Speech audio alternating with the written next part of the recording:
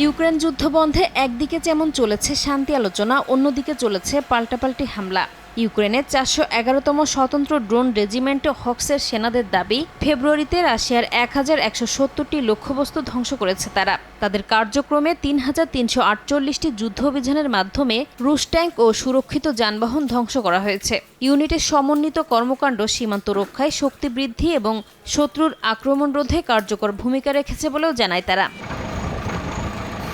এদিকে রাশিয়ার দখলে থাকা ইউক্রেনের জাপোরিঝিয়া পারমাণবিক কেন্দ্র এখন কেবল একটি বিদ্যুৎ লাইনের ওপর নির্ভর করছে।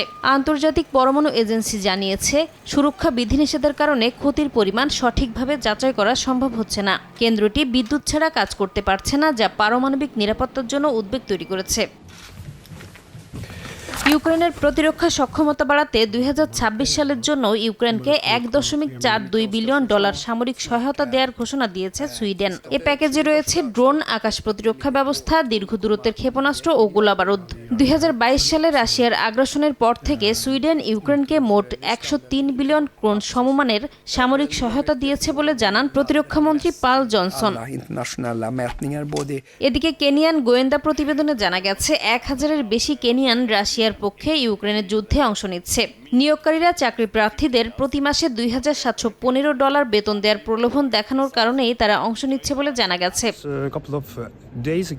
এমন পরিস্থিতিতে রাশিয়াকে সতর্ক করে এস্তোনিয়ার পররাষ্ট্রমন্ত্রী বলেছেন, রাশিয়া বাল্টিক রাষ্ট্রগুলোতে আগ্রাসনের চেষ্টা করলে মস্কোর ভেতরে ভয়াবহ আক্রমণ চালাবে ন্যাটো। এস্তোনিয়া, লাটভিয়া ও লিথুয়ানিয়ার প্রতিরক্ষা শক্তিশালী উল্লেখ করে তারা রাশিয়াকে প্রতিহত করতে সক্ষম বলেও মন্তব্য করেন তিনি।